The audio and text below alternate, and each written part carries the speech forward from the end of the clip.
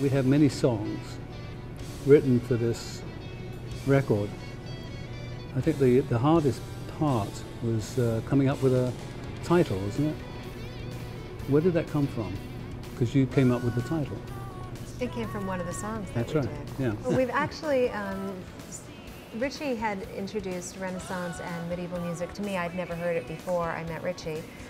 But we also found that as we started touring on this music that we were writing, we're incorporating some of the old traditional melodies from the 12 to 1500s, that as we're going around, a lot of different people throughout the world were making compilation CDs for us of ethnic music or traditional music or regional music A lot from of them their were just areas. compilating in general.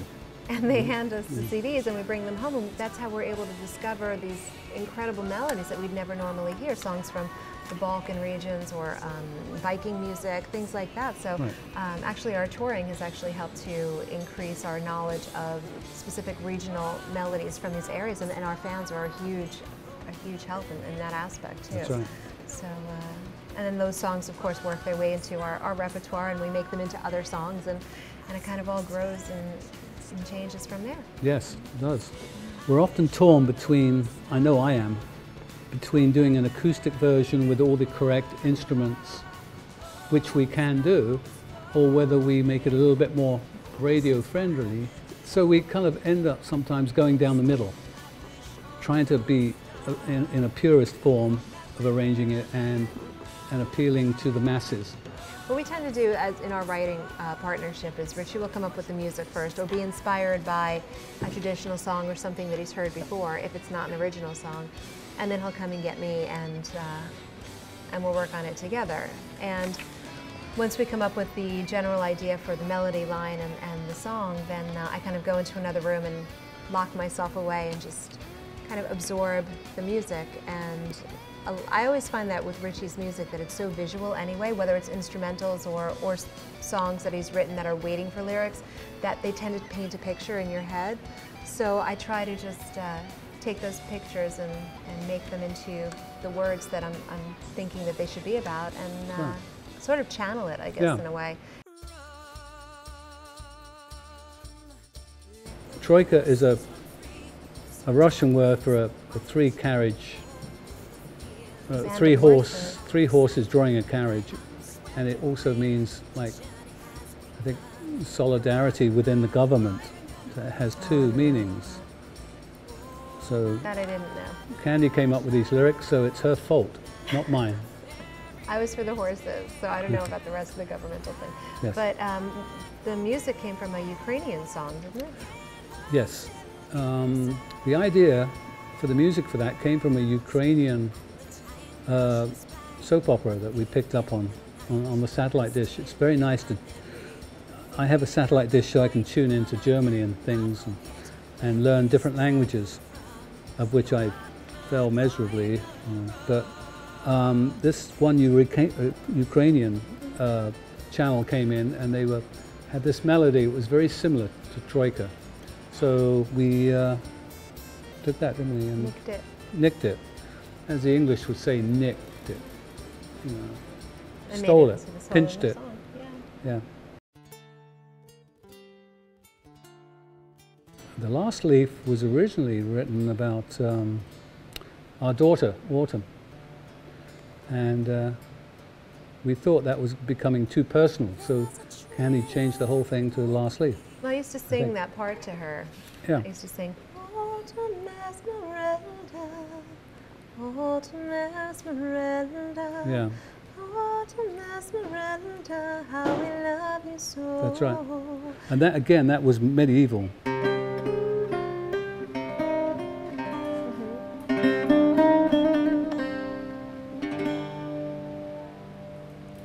If you can imagine, that would have been done in the 1400s like that. But we kind of souped it up a little bit. Minstrels in the Hall was an instrumental I wrote which sounded a little bit vaguely familiar, and it was almost like another instrumental I'd written 15 years ago called Minstrel in the Hall. Minstrel Hall, Minstrel Hall. So I thought the fact that it sounded similar I think the title should be similar. So it went from Minstrel Hall to Minstrels in the Hall. And if you can imagine a hall in the royal court of people dancing, and that's the type of dancing they would have done back in those days. It's almost like what they call a bassa dance, which is it's a sort of waltz that they would have done back in the 1500s. And it's very regimented, very strict timing. And because in those days, because of religious things going on, they really couldn't expose themselves by doing gestures within the body that would suggest sensual movements. A bit like the Irish dances. That's why the Irish jigs and that, people, they dance, the girls dance, and they do that all with their legs, but they keep their arms down. That's the Catholic upbringing. They have to keep their arms down to make sure they're not being suggestive. Temple of the King, obviously I wrote that whilst living in Los Angeles. That's probably why I won't go there. I didn't enjoy myself in Los Angeles. It was not for me. It's too, you know, as they say, plastic. It is very plastic. It's always sunny. It's always 72 degrees. And I wrote that with Ronnie Dio. And he put some great words to it in The Year of the Fox, and it worked out very well. And Candice does a wonderful job with that. And we'd had a lot of requests to re-record that song. And so we did. And we always listen to the fans, you know, until they tell us to go home. Well, it's kind of ironic that people would think that you just started doing Renaissance and medieval songs within our band. That's because true. Really, there's been this thread of Absolutely. medievally type of songs Absolutely. Going way back for you, and I think that this is one of them that shows. That's true. There is a thread, a continuity of Renaissance music in all my music. Even when I was with Deep Purple back in '72, I was listening to Renaissance medieval music, and that was coming out in even things like Highway Star or what have you. They used to jam on Greensleeves way back in, That's in right. '72 too. And even things like Smoke on the Water that is played in parallel fourths, and that's typical of what the shawms would play back in the 1500s. The moon is very important in our kind of setup. We actually recorded the song twice, didn't we? There was one version that we did. That's right. And then I knew it wasn't right. I knew the idea was good, but I didn't like what we had done and recorded with it the first time. So we re-recorded it again. So we have two versions of that particular song. And The Dancer in the Moon would suggest exactly what we're all about.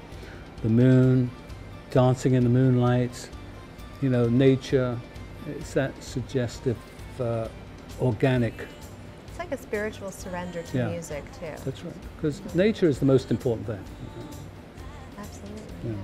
We always have this visual though of these gypsy girls dancing under the moon, just like when we were at Memmingen. Right. And we met this gypsy girl who would dance around this big, huge bonfire, and these incredible That's visuals true. and That's true. inspirations that we got ever since then. That was years ago. And we had a festival we went to, and I met my favorite band, the Gaius Schwarzerhaufen German band, playing original medieval music around a bonfire. A magical night Candy and I had, and this one gypsy girl was dancing around the fire, huge fire. And of course, drinking played an important role. And there was 3,000 people, all dressed in medieval clothing. And this was 3, 4 o'clock in the morning, and they just participated in a play that was about the 16th century, no, the 17th century guy. I've forgotten the name. It's not the Meister drunk. It was somebody else, but. In this particular town, Memmingen, in Germany, they had the whole town would get involved and dress up in medieval clothing to celebrate every 4 years the returning of this one particular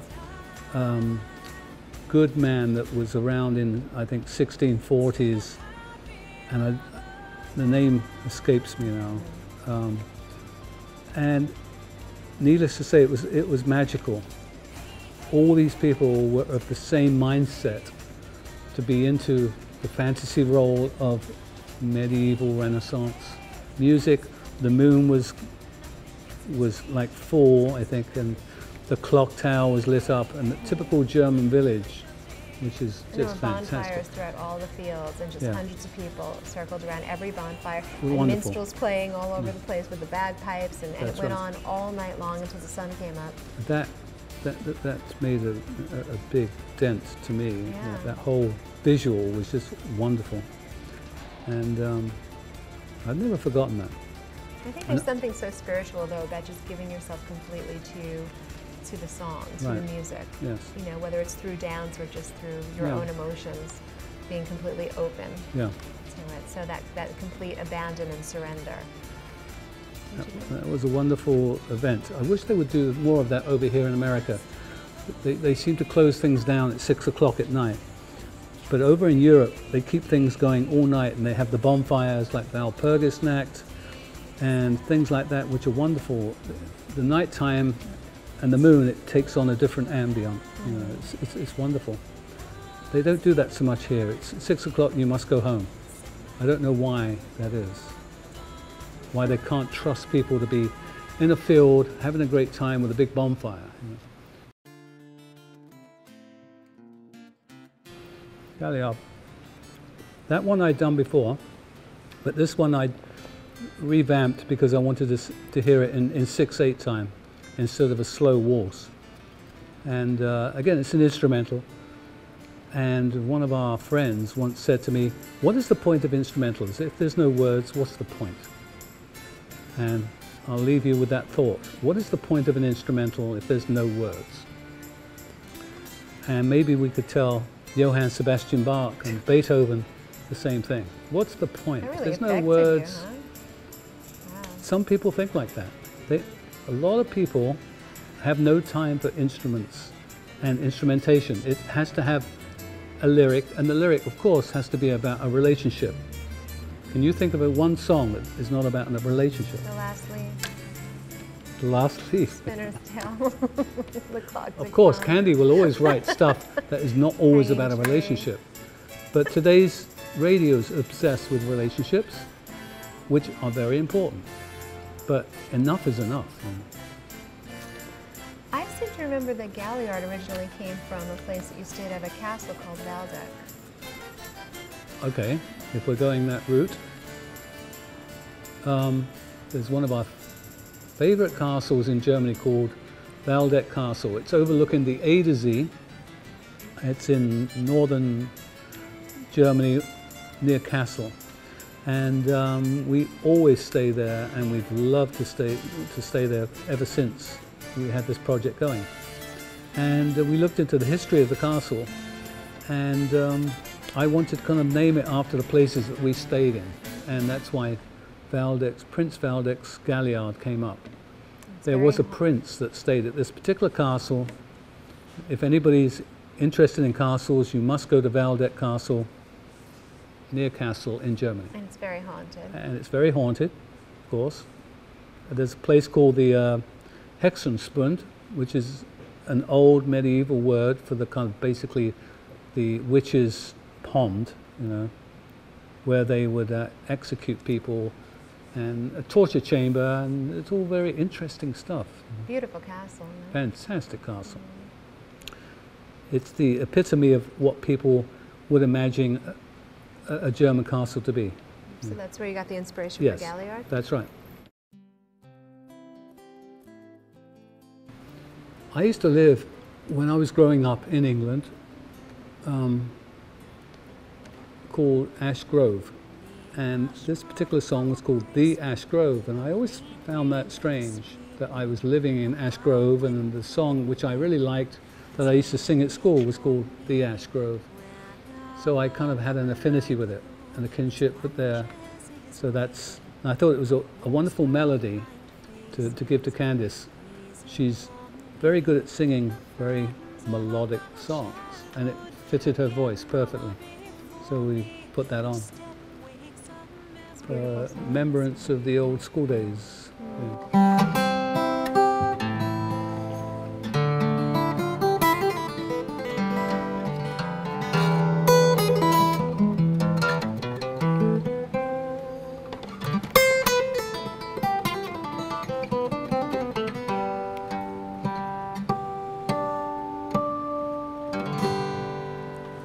The ash grove, how graceful, how plainly it is speaking. The harp wind through it playing has language for me. Whenever the night through its branches is breaking, a host of kind faces is gazing on me. The friends of my childhood again roll before me. Each step takes a memory that's freely unrolled. With soft whispers laden, its leaves rose over me. The ash grove again is my home.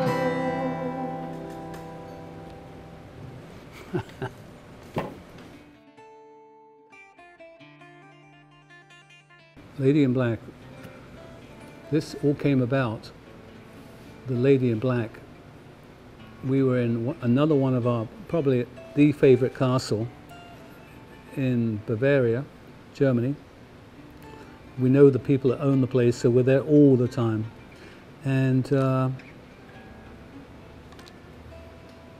incidentally, whenever they put me into the room, the bedroom, they put aluminium foil across the window, silver paper, because they know I don't like to be woken up by the sun coming in the morning, which is quite funny, because you see this castle and you go, what a wonderful castle, and then you see this silver paper up at the windows and you know that's my room, or our room, I should say. And the only communication we had with the outside world back then was they had this really old little radio. And I heard this song playing, and I had no idea who it was. And it was Lady in Black, and I said, what a great little melody. It's so understated. It's not overly produced. It's not the sickening ice cream fluff of the day. It seemed to have a substance and an organic feel to it. So we looked into it, and I said, we played it to some of our fans. We said, do you know this song? And it goes like this. La da da dee dee dee da da da da da da da da da, and they're, oh, that's Uriah Heep, and that's called Lady in Black. I said, I didn't even know that. And I'd known Uriah Heep for years, going back to the 1970s. We used to tour together. And I went, what a wonderful song. I also like Gypsy by Uriah Heep, fantastic song. And we recorded it because every time I would coax Candy into singing at one of our meetings, our pagan meetings. Whoop, I shouldn't have said pagan, I suppose. But I should have said our moon meetings. Candice would sing this song that I would prompt her to sing, and she would do it so well. I said, we have to record that one day. So we did. It took us about 10 years to record, I think, as in getting it onto the record, because I always thought it fitted her voice very well, and that was it.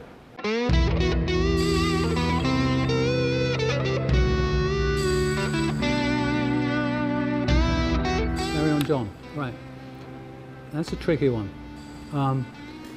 We were recording this last record, and we had all the tracks, and then we had a snowstorm, the last blizzard that we had, which knocked down everything, and we were marooned in the house. We could not get out of our house. It was like 5-foot drifts. Even if you got out of the house, you couldn't go down the road. So the engineer and I, after drinking everything that we had in the house, I said, well, I have this kind of instrumental.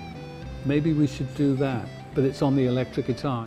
We we put that down on the electric guitar. And I said, you know what, this is the type of thing that John Lord, who unfortunately passed away last year, would have played. So I said, let's do a kind of little bit of a thing to John. And so our keyboard player at the time, which is, what's his name? Who, sorry? Bap. Bap. Okay. Our daughter calls him Bap. His real name's Pat Reagan. And brilliant keyboard player. I said, can you play something like John Lord would play? And sure enough, he came out with it. And it's our kind of nod of the head to John Lord. And it's like a bluesy thing. And it's a type of thing that he would have played amazingly well as he could in those days. And that's another sad passing. You know. It's in memory of. Yeah, in memory of John. And that's why it's called Carry On John, because at the end he goes off playing. You know. And we all have good friends that pass, you know, unfortunately. Somewhere Over the Sea, That's the check. which has a couple of titles. One is Somewhere Over the Sea, one is Moon is shining. The Moon is Shining, and the other one is The Moon Was Shining. So we have all these different titles. And I think Somewhere Over the Sea is the slower version, yeah, right? yeah. Okay. And it's one of my favorite melodies. It's a Czech melody that obviously they sang at school, apparently, in Czech. Czech is very important to us. We love Czech. And we asked some friends of ours who play for a Czech medieval band, Gothic, and we said, do you know this melody? They said, we know the melody, but we don't have any research on it, so we're still researching that to a point. Although we've recorded it, we arranged it, and Candice wrote different lyrics. It is an old, very old Czech song. And we did so many different versions of it, though, but only 2 of them made the final cut. So Right. we did the ballad version, Yeah. and then we did a much more upbeat, That's almost right. rock kind of version, Yeah. I guess, which wound up being The Moon is Shining. That's right. And then we were stuck for what the titles were going to be. I think they're calling it The Moon Was Shining. It's was, is. It's getting very complicated. It's just the same song with 2 different applications. That's right. So 2 different titles. Yeah, Okay. great song. Great melody. Yeah. Goes back, I think, probably 1700s. So The Moon is Shining is actually Somewhere Over the Sea, but it's also in a more upbeat rock type of version. So how did we get to the rock version from such a soft ballad? We often, when we're playing on stage, if we're playing something in a waltz tempo,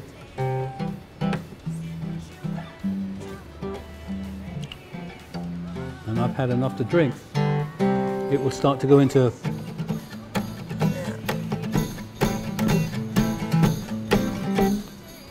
the band will immediately Go white. go white or brown, and we'll go into a song that's related, just the timing is different. I think it's a community at this point. I think when we go out and play, the great thing is that there are so many people, I think, out there now looking for different types of music. I think that a lot of the people, I find our fans are independent thinkers, and they're not going to be dictated to or brainwashed by trends or fashion or what's on the radio. No matter how many times somebody plays the same song again and again and again, they won't be brainwashed into thinking that song is cool if they don't like it. And so they've looked for different avenues to find music. And I think when they find us, they become your most loyal fan base because they found you in a sort of obscure way. And so they're very loyal, and then they tell 2 people, and they tell 2 people, and before you know it, it becomes this event whenever we come to town. And it's almost like a Grateful Dead following, I think, because... Just that there's no drugs. that I know of. No. But a lot of the fans will come to the shows and then meet other fans there and then become friends for life, and then they take vacations whenever we tour and they stay at each other's houses, and no matter where we play around the world, it's almost like a family reunion for them. It's true. So it's just really grown. I mean, it's slowly grown, but it's grown in a real, true, and pure and wholehearted way. And grassroots, organic. Very much, very much organic. It is fantastic to see people coming to our show from Australia, Japan, God Germany, knows where. England, yeah. And they'll come over here, even if we do a small fan show for the fans, which we do. We did one last week. Down at a restaurant. There's only like 50 people, but they flew in from so many places. And we have to keep it down because the other fans want to come too. And I like that intimate kind of control. It's a challenge to be able to get up, to pick up an acoustic instrument and to connect without relying on laser beams, lights, pyrotechnics, choreography, and martial amplification. You just never know what you're going to do at any point. But I also think that fans appreciate the fact that we're real. Like, we come across very real because we love what we're doing. And I mean, we've gotten to points where if we get to a venue and we find out that you know, not a lot of people could get into that, because we do prefer to play smaller venues, and that certain people couldn't get in, we'll actually, after the show, go and play at a local tavern or restaurant or something, so fans are able to see some songs and come in and just see it for free, and you know, the normal person in the street who couldn't get into the show, who had, you know, because they didn't buy a ticket a year in advance or whatever it is. So we really do it more for the fans, more for the people, as well as because we love doing it as well. It is a challenge. I played to California Jam, 275,000. To reach that many people, you can be like a monkey. You just have to run across the stage and play as loud as you can, and it's done. But to entertain 12 people, that's much harder. And I like that challenge. So it's funny though, because the relationships that get built at our shows are relationships, I think, that last a lifetime. That's true. And it's interesting because when you look out and people dress up in these outfits, and again, it's an event or a costume party that comes to their town for that night, so they come out and they love it. They love to dress up and have a good time.